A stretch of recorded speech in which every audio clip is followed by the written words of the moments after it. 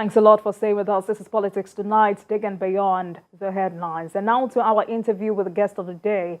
I'm joined by the former commissioner in Delta State's Oil Producing Area Development Commission and public political affairs analyst, Kenny Okolugbo, for discussion of the task before new Minister of Niger Delta Affairs. Thank you so much for joining us, Kenny. It's so good to see you again. It's always my pleasure. Let's begin with the appointment of a new Minister of Niger Delta Affairs. Tell us your view about it. Well, first of all, there was this apprehension initially that President Tinubu wasn't going to appoint a minister for the Niger Delta. And when the initial list of portfolios were announced against the 45 ministers, there was none for the Niger Delta. Well, that was dispelled when the minister was appointed. I don't personally know the minister, Momo, but I have read about him, and he comes with a very huge experience. From what I can see, he has been a councillor, he has been a chairman of a local government area, and he's been a member of the House of Reps, 2 times member of the House of Reps. So you don't expect such a person not to perform because he comes with huge experience. But the task before him is quite enormous because the good thing was that the immediate past minister of Niger Delta before the last one was the Senate president. And he knows the nitty-gritty of what has gone on in the Ministry of Niger Delta. And the funding issues, which has always been an issue in the Niger Delta, is going to be one of the biggest tasks that the Minister of Niger Delta is going to face. Remember that there was a time they had to drop 345 projects just to raise 10 billion in the budget for the East-West route. And that same East-West route we're talking about is still not completed, with all the funds that were committed. And some of those funds were taken away from the ministry, according to Akpabio, which he later revealed that was what some of the frustrations he faced when he was the minister of Niger Delta. Some didn't know about this as at that time until when he decided to speak out. And again, you have the NDDC, which is the biggest commission, I'll tell you, in Nigeria today, because everybody wants to know what is happening in the NDDC. This very big interventionist agency has been one that has been seen to have been a cesspool of corruption. And a lot of people have kicked against a lot of the sharp practices that have gone on in the time past in the NDDC, which was what necessitated a forensic audit. And if you also cast your mind back, this forensic audit report was submitted by Akpabio as then to the Minister of Justice and the Attorney General of the Federation.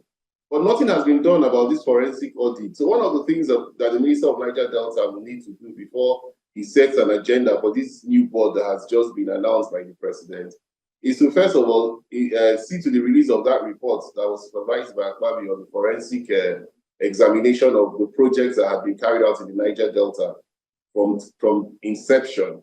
And particularly, it is close scrutiny to the lapses that have occurred and to the recommendations that have been done by these consultants, who a lot of money were committed to carry out this forensic report. So, Sir Kenny, still talking about the ministry, I mean, it was thought that the ministry had finally been scrapped. Was it right to bring it back?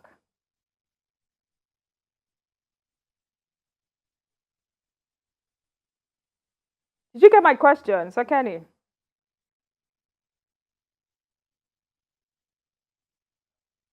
All right, let me repeat myself. It was thought that the ministry had finally been scrapped. So I'm asking, was it right to bring it back?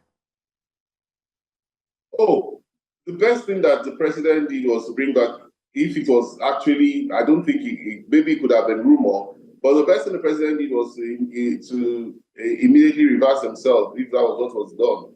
Because you see, the Niger Delta ministry covers 9 states. Most people just think it's the 6 states of the South.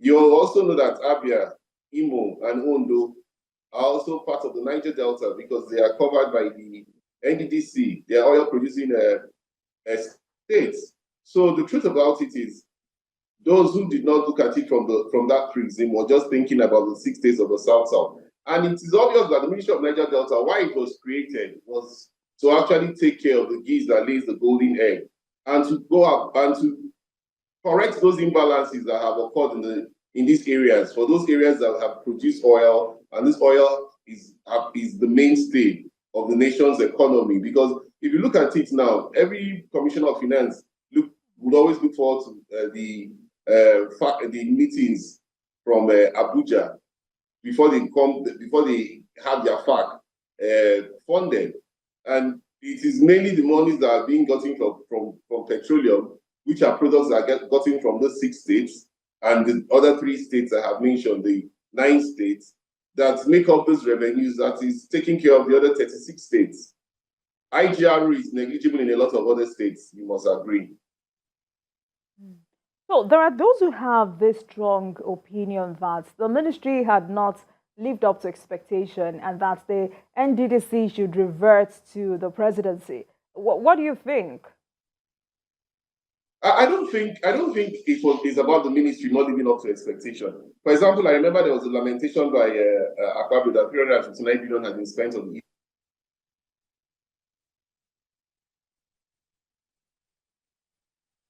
Kenny, are you there?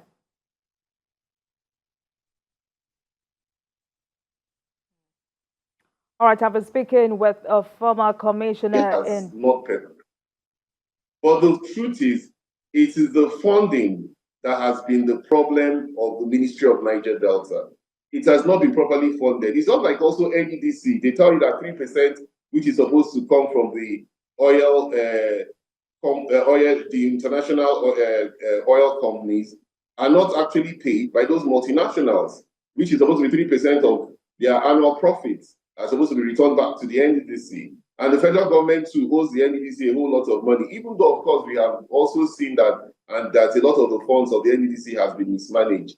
But that is not to say that the underfunding of the NDDC has not been a problem, and the Ministry of Niger Delta as it is. So if Momo is going to succeed, he has to think outside the box. He has to also have a good relationship with the Senate president, who has also been one who has occupied that office, to be able to fund, apart from having funds from the budget, to also be able to get funds, maybe extra budgetary provisions for the Ministry of Niger Delta, for him to be able to make an impact, because these states are very key states, and the underdevelopment in these regions are very huge that you cannot ignore. All right, so apart from funding, I mean, since his appointment as minister, there have been several talks about the key issues, challenges, crises facing the Niger Delta region. How will you describe the challenges ahead of the minister? Well, the first challenge he was going to face should have been the issue of the NDDC. Now, the NDDC has a board which has just been named. If you look at that board, it's made up of a lot of people with a lot of experience. Though for me, I'm from Delta State and I come from the Indokwa region, which is oil producing, and we have a whole lot of gas in terms of what we contribute to the nation's economy. I would have been most delighted if the representative from Delta was from Indokwa region. But the representative that has come from from Delta is someone, I'm using Delta as a case study, is someone who was a former speaker of the state.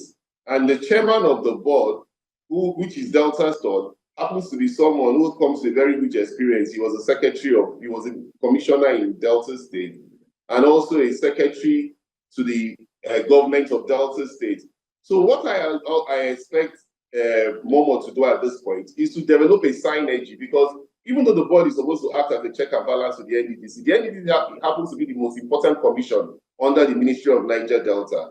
So that challenge that has always been there, where there has been no synergy between the board and the minister. We remember the infighting that happened not too long ago between the board, where the managing director was accused of insubordination by Akpabio and every other things that have gone on. There must be a synergy now between this board, the NDDC board, and the minister.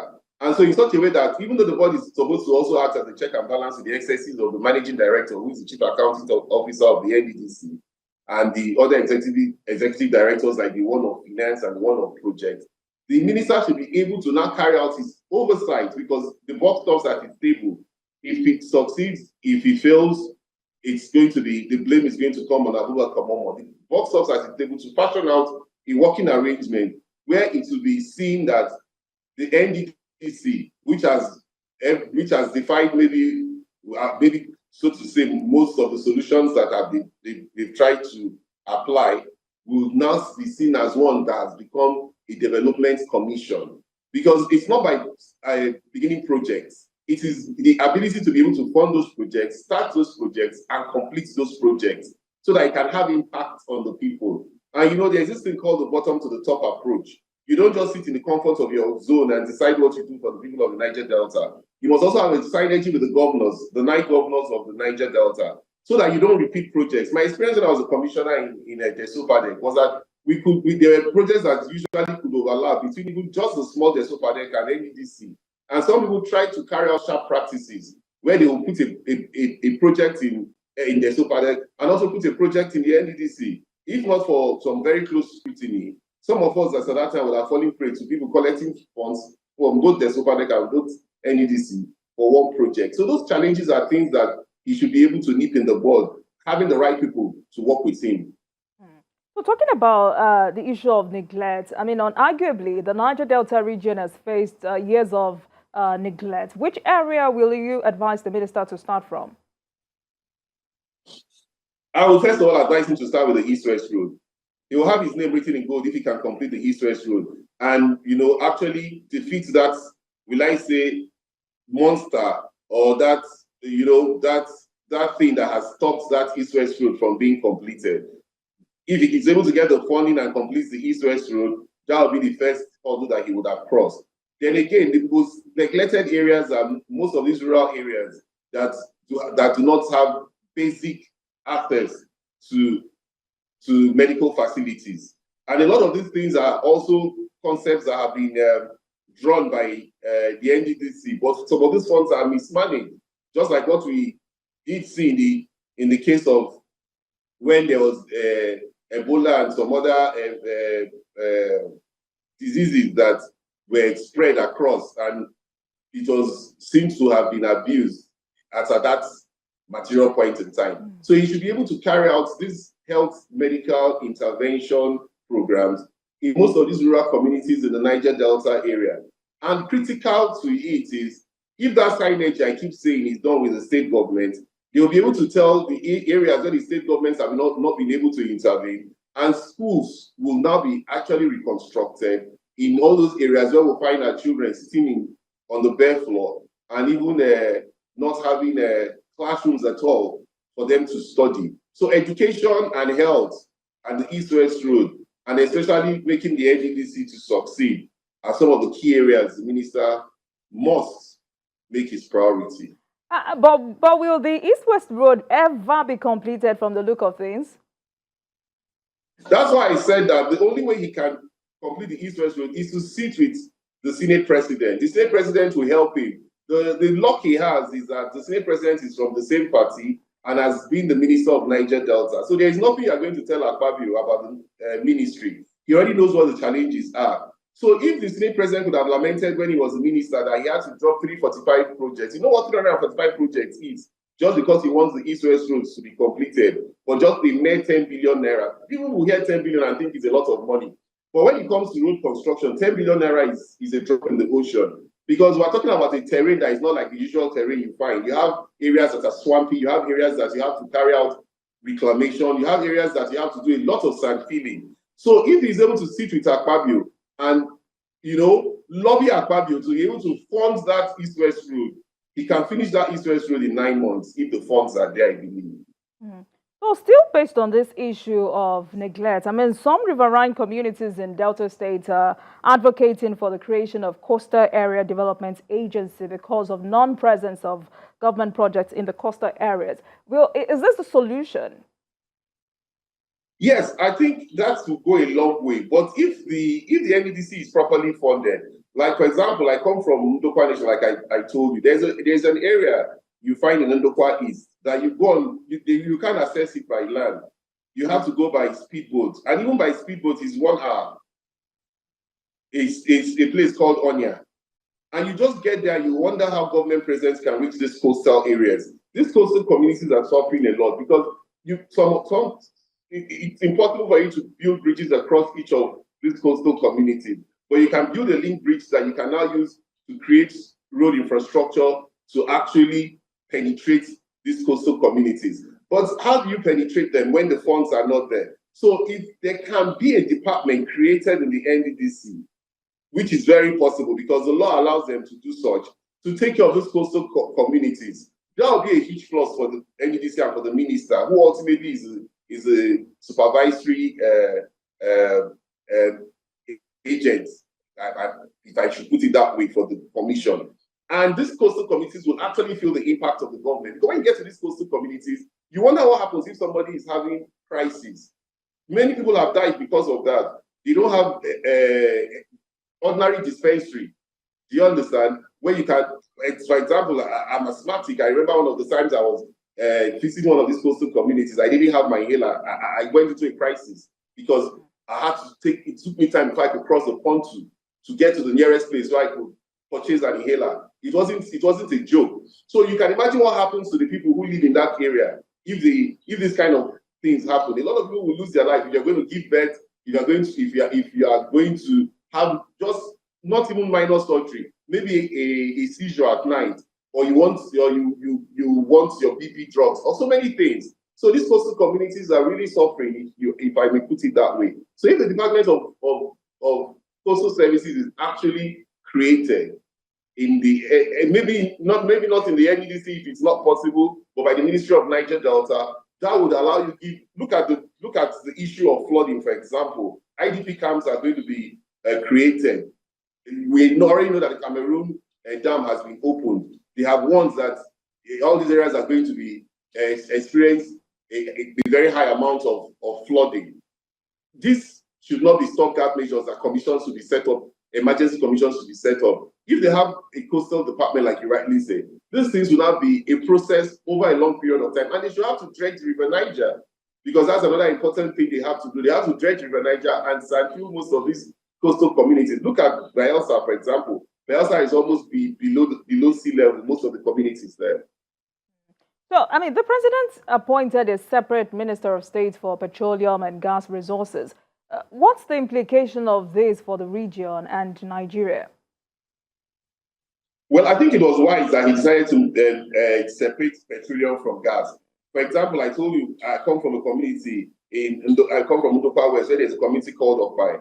They produce 498 megawatts, and it is transmitted to Obosi. It is not even steps down in the Ndokwa region. Why do I say this? This gas, the huge amount of gas that is found in this Okpai region, is what is used in powering the turbines that are provided by Daewoo, and is powered by Ajib.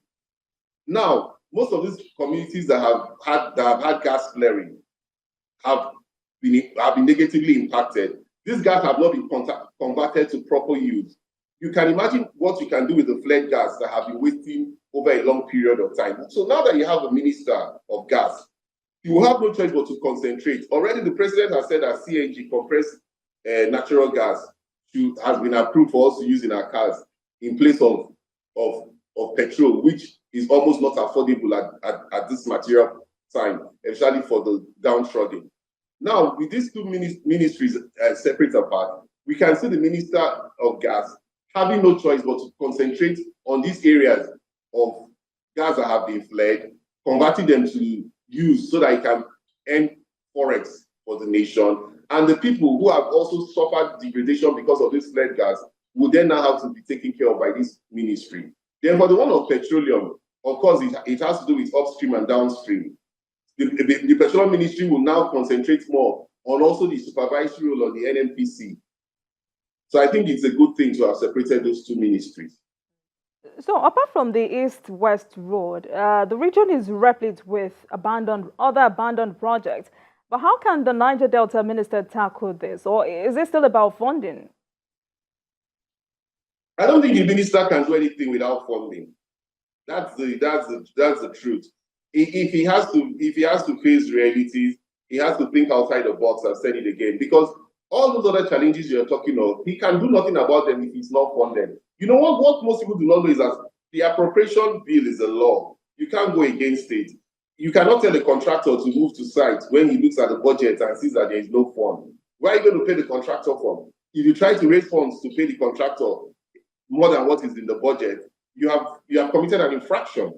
And so you are liable to have broken the law. So he has to think outside the box to actually do extra budgetary funding apart from the funds, because those funds is going to put for the Ministry of Niger Delta.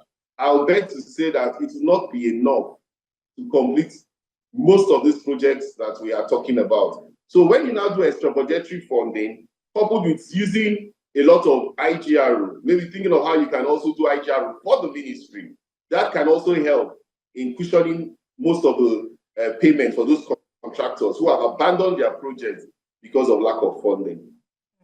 So let's talk about environmental pollution, which is another major challenge in the region. What do you think should be done by the new minister to address this? Well, you know, you have the ecological funds, but environmental pollution has been one that we have played lip service to. You remember what happened when the former vice president said that they were going to start the cleanup of the Ogoni area. I'm sure you are very well aware of it. We haven't heard much about the cleanup of the Ogoni area, and from all they have suffered over the years from oil pollution. So the Ministry of Environment, Ministry of Gas, and Ministry of Petroleum should be able to fashion out a design whereby most of these areas that have suffered so much from pollution. And you see, this pollution we're talking of affects the water. People now are not able to fish, especially for those whose livelihood is only on selling fishes. They are fishermen greatly. Then there are those whose farms have been negatively impacted, so they cannot actually carry out their farming. And in all this, you must be able to carry out a database and an assessment. After doing that assessment, you will now be able to now have a clear idea of those areas that have been greatly impacted that need the attention of these ministries, because it has to, they have to have this interrelationship when it comes to environmental pollution. So do you see this administration making progress on that project? Well, Okolugbo, for example, is someone that is very experienced. He's been a speaker of Bielsa. He's more like a waterman. Do you understand? He's lived in Bielsa, and we expect him to bring his experience very much in that area. It should not only be in the area of petroleum. He should be able to influence it, because that is also leads a whole lot to pollution. It depends on the individuals also, and that drive that they want to bring in to bear on making it work.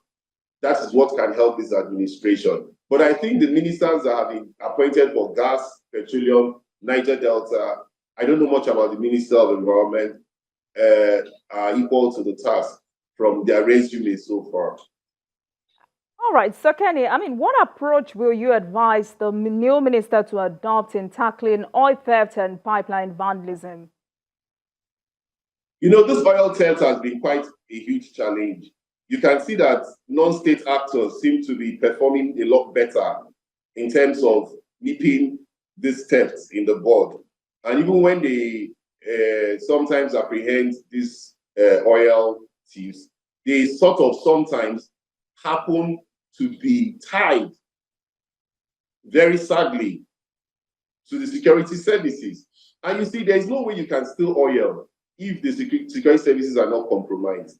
Because most of these oil wells that you go to tap and they steal crude oil from, some are refined products, some are non-refined products, some are AGOs.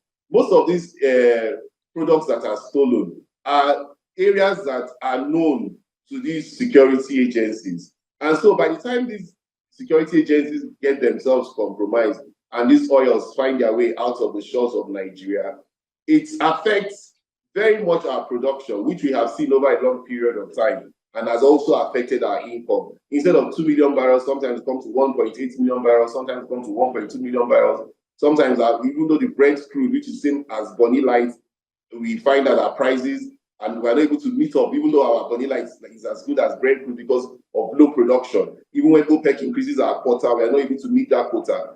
If the security agencies, just like the president has done by bringing the new chief of staff, the chief of naval staff has a lot on his shoulders to ensure that they actually carry out a holistic rejigging of the Navy. especially for those who are given the responsibility of manning these oil locations, so that we can have those who are true to their jobs and will not compromise. Then we can actually reduce these oil thefts. And maybe the non-state actors will have little or nothing to do at that material point in time.